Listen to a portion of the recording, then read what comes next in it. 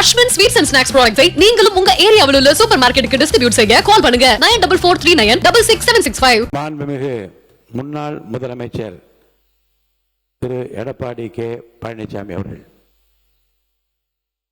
மாண்புமிகு பேரவைத் தலைவர்களே, தமிழ் தாய் வாழ்வு குறித்து அரசின் தனி தீர்மானத்தை மாண்பு முதலமைச்சர் அவர்கள் இங்கே முன்மொழிந்திருக்கின்றார்கள்.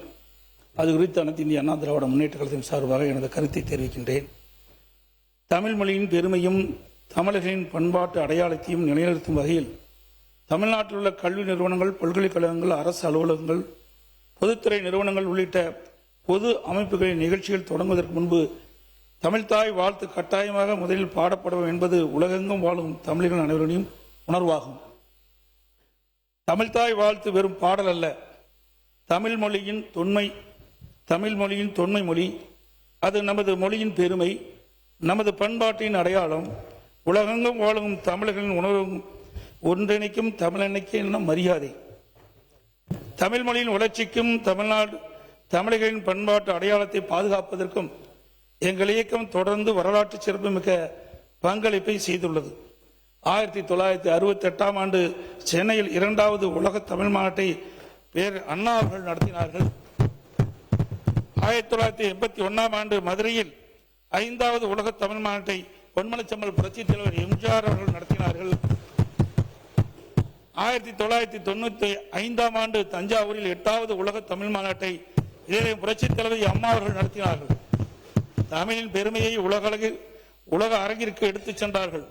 இம்மாநாடுகள் தமிழ் மொழி குறித்து உலகளாவிய ஆய்வுகள் வளர்வதற்கு பெரும் பங்களிப்பை செய்தன.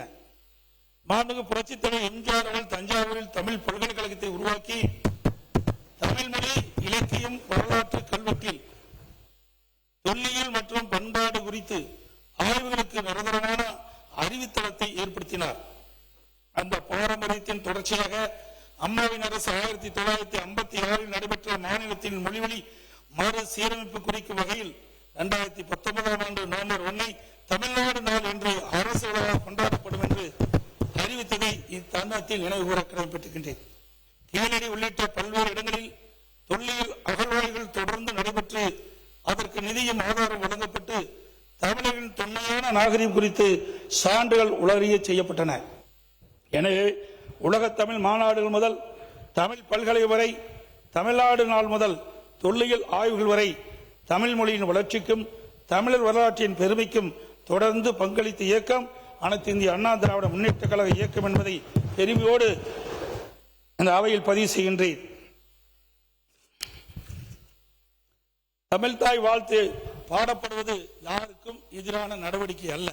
அது தமிழுக்கு நாம் செலுத்தும் மரியாதை, நமது தாய்மொழிக்கு செலுத்தும் வணக்கம், தமிழர்களின் பண்பாட்டு அடையாளத்தின் வெளிப்பாடு. தேசப்பற்றும் மொழிப்பற்றும் ஒன்றுக்கொண்டு எதிரானது அல்ல. நாம் இந்தியர்கள் என்பதில் பெருமை கொள்கின்றோம். நாம் தமிழர் என்பதில் அதே அளவு பெருமை கொள்கின்றோம். அரசியலில் நமக்குள் 1000 கருத்து வேறுபாடுகள் இருக்கலாம். ஆனால் தமிழ் என்று வரும்போது நாம் அனைவரும் தமிழர்கள். தமிழின் உரிமை என்று வரும்போது இந்த பேரவை ஒரே குரலில் ஒலிக்க வேண்டும். அந்த அடிப்படையில் தமிழ்நாட்டில் அமைந்திருக்கும் அனைத்து கல்வி நிறுவனங்கள், பல்கலைக்கழகங்கள், அரசு அலுவலகங்கள், பொதுத்துறை நிறுவனங்கள் உள்ளிட்ட பொது அமைப்பின் நிகழ்ச்சிகளிலும் நிகழ்வு தொடங்குவதற்கு முன் தமிழ்தாய் வாழ்த்து கட்டாயம் முதலில் பாடப்பட வேண்டும் என்ற இந்த அரசின் தனி தீர்மானத்தை அனைத்து இந்திய அண்ணா திராவிட முன்னேற்ற கழகத்தின் சார்பாக முழு மனதோடு ஆதரிக்கின்றேன். தமிழ் வாழ்க, தமிழர் வாழ்க, தமிழ்நாடு வளர்க. நன்றி, வணக்கம். அஸ்வின் ஸ்வீட்ஸ் அண்ட் ஸ்நாக்ஸ் ப்ராடக்ட்ஸை நீங்களும் உங்க ஏரியாவில் உள்ள சூப்பர் மார்க்கெட்டுக்கு டிஸ்ட்ரிபியூட் செய்ய கால் பண்ணுங்க 9443966765.